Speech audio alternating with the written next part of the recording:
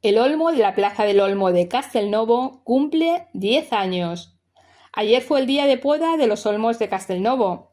Desde su ayuntamiento quieren dar las gracias a Bernabé Moya, que un año más no ha faltado a su cita con nuestro pueblo. Aunque ya está jubilado, ha venido de manera totalmente desinteresada para ayudarnos a cuidar de uno de nuestros árboles más queridos, señalan.